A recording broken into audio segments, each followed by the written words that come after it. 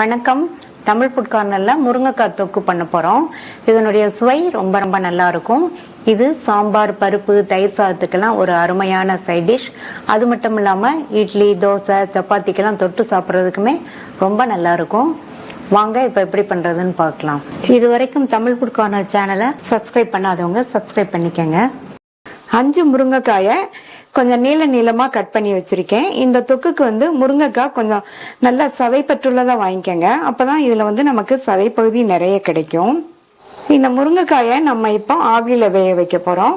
ஆவியில வேக வச்சோம்னா நமக்கு முருங்கைக்காயில் உள்ள சத்துக்கள் எதுவும் வீணாகாது. இப்ப ஒரு ஸ்டீமரை வச்சுட்டு நம்ம கட் பண்ணி வச்ச முருங்கைக்காயை வச்சிடலாம். எல்லா பீசஸையும் வச்சாச்சு. மூடி போட்டுடலாம். மீடியம் ஃப்ளேம்ல இந்த முருங்கைக்காய் வெந்து வர்றதுக்கு 10 இருந்து 12 நிமிஷம் ஆகும். 12 நிமிஷம் ஆச்சு. ஓபன் பண்ணி பார்க்கலாம். இப்ப பாத்தீங்கன்னா முருங்கைக்காய் பீசஸ்லாம் நல்லா சாஃப்டா வெந்துருச்சு. வெளியில எடுத்து வச்சு ஆற விட்டுறலாம். இப்ப முருங்கைக்காய் நல்லா ஆறிடுச்சு. நம்ம இதுல உள்ள சதை பகுதியை எடுத்துடலாம். ஒரு முருங்கைக்காயா எடுத்துட்டு இந்த மாதிரி விரிச்சோம்னாலே நல்லா அழகா வந்துடும். இத இந்த மாதிரி காயில இருக்கும் போதே கட் பண்ணி எடுத்துக்கங்க. அப்பதான் தொக்குக்கு கரெக்டா இருக்கும். அதுல உள்ள விதையோடயே எடுத்துருங்க. இப்படியே நமக்கு ஃபுல்லாவே வந்துரும் எடுத்தா.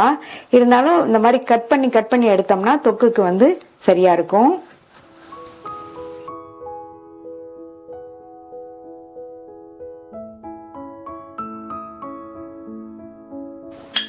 இதே மாதிரி எல்லாத்தையும் கட் பண்ணி ரெடியா எடுத்து வச்சுக்கலாம். இந்த பேன்ல 1 டேபிள் ஸ்பூன் எண்ணெய் சூடானதும் அதுல 1/2 டீஸ்பூன் கடுகு, 1/2 டீஸ்பூன் சீரகம், கூடவே 2 பச்சை மிளகாவை குட்டி குட்டியா கட் பண்ணி சேர்த்துக்கலாம். நம்ம சேர்த்த இந்த பச்சை மிளகாய் எண்ணெயிலேயே நல்லா வதங்கட்டும். இந்த மாதிரி பச்சை மிளகாய் எண்ணெயிலேயே வதங்குச்சுன்னா தொக்கோட ஃப்ளேவர் நல்லா இருக்கும்.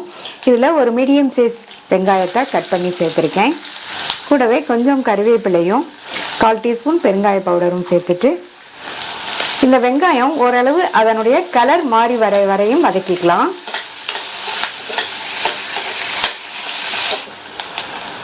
இந்த அளவுக்கு வதக்கிட்டு இது கூட 2 மீடியம் சைஸ் தக்காளியை கட் பண்ணி சேர்த்துக்கலாம். இந்த தக்காளியை ஒரு அரை நிமிஷத்துக்கு நல்லா எண்ணெயிலேயே வதக்கி விட்டுக்கங்க. இதுல 1/4 டீஸ்பூன் மஞ்சள் தூளும் 1/2 டீஸ்பூன் தனி மிளகாத்தூளும் சேர்க்கிறேன். மிளகாத்தூள் உங்களுடைய காரத்துக்கு தகுந்தபடி சேர்த்துக்கங்க. தொக்குக்கு தேவையான அளவு உப்பை இப்பவே சேர்த்துக்கலாம். நல்லா வதக்கி விட்டுருங்க. நம்ம சேர்த்துருக்கிற இந்த தக்காளி நல்லா வதங்கி மசிஞ்சு வரட்டும். மூடி வச்சிருங்க. இடையில ஓபன் பண்ணி பார்த்து கிண்டி விட்டுக்கங்க. தக்காளி எல்லாம் நல்லா வதங்கி மசிஞ்சிருச்சு. ஓரங்கள்லாம் எண்ணெய் பிரிஞ்சு வந்துருச்சு.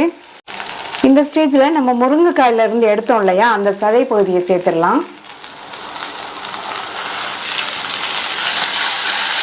நல்ல மசாலாலேயே ஒரு பரட்டி விட்டுருங்க. இதுல 100 ml போல தண்ணி சேர்க்கிறேன். நல்லா ஒரு தடவை கலந்து விட்டுட்டு உப்பு தேவைப்பட்டா செக் பண்ணி சேர்த்துக்கங்க.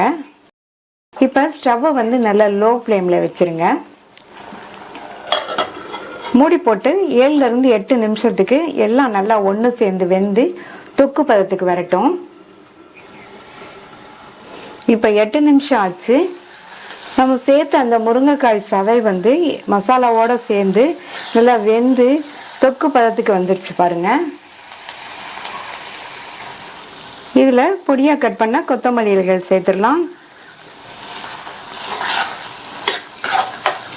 நல்லா மிக்ஸ் பண்ணி விட்டாச்சு. டேஸ்டான முருங்கைக்காய் தொக்கு ரெடி ஆயிடுச்சு. பொதுவா முருங்கைக்காயை வச்சு குழம்பு, சாம்பார் இந்த மாதிரி எல்லாம் பண்ணுவோம். உங்கள்கிட்ட முருங்கைக்காய் நிறைய இருந்ததுன்னா இந்த மாதிரி தொக்கு ட்ரை பண்ணுங்க. ரொம்பவே சூப்பரா இருக்கும். ட்ரை பண்ணி பார்த்துட்டு உங்க கமெண்ட்ஸ் சொல்லுங்க. தேங்க்யூ.